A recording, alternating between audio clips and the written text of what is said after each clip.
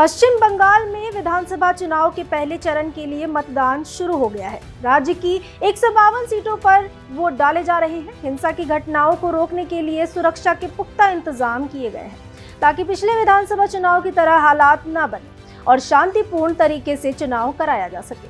बंगाल में तृणमूल कांग्रेस, बीजेपी, कांग्रेस और लेफ्ट पार्टियों के बीच मुकाबला है। टीएमसी और बीजेपी ने तो चुनावी लड़ाई को खास की लड़ाई बना दी है। एक बार फिर बंगाल में बीजेपी के शुभेंदु अधिकारी को सीएम ममता के खिलाफ चेहरा बनाया गया है। शुभेंदु अधिकारी नंदीग्राम और भवानीपुर विधानसभा सीट से चुनाव लड़ रहे हैं। शुभेंदु अधिकारी ने वोटिंग के दिन सीएम ममता बनर्जी पर जमकर हमला बोला और उन्होंने कहा कि मैंने अपने क्षेत्र के सभी पोलिंग एजेंट से बात की है और शांतिपूर्ण मतदान की उम्मीद जताई है।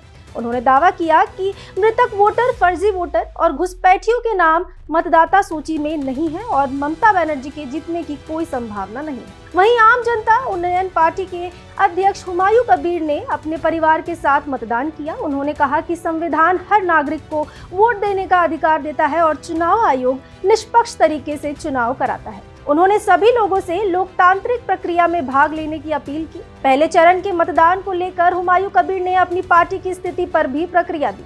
उन्होंने कहा कि नई पार्टी बनाने के बाद उनके खिलाफ कई आवाजें उठी, लेकिन उन्हें पार्टी अपना पूरा समर्थन मिला। उन्होंने बताया कि उनकी पार्टी ने 142 उम्मीदवार उतारे थे, जिनमें से 25 से 26 उम्मीदवार टीएमसी में शामिल हो गए।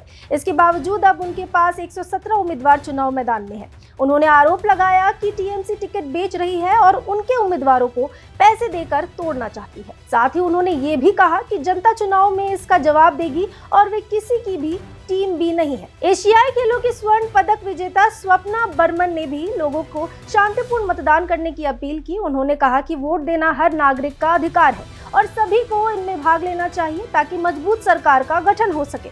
वहीं मतदाताओं का जोश बेहद हाई दिख रहा है। एक पोलिंग बूथ पर एक महिला मतदाता ने महिलाओं की सुरक्षा और रोजगार जैसे मुद्दों को महत्वपूर्ण बताया। उन्होंने कहा कि पिछले 10 वर्षों में उनके क्षेत्र में कोई भर्ती नहीं हुई है, जो चिंता का विषय है। राज्य के अलग अलग हिस्सों में मतदान केंद्रों पर मतदाताओं की लंबी कतारें देखी जा रही है और लोगों का जोश भी ये बता रहा है कि लोकतंत्र में उनकी आस्था किस कदर मजबूत है। फिलहाल इस खबर में इतना ही। ऐसी खबरों के लिए देखते रहिए भारत एक्सप्रेस।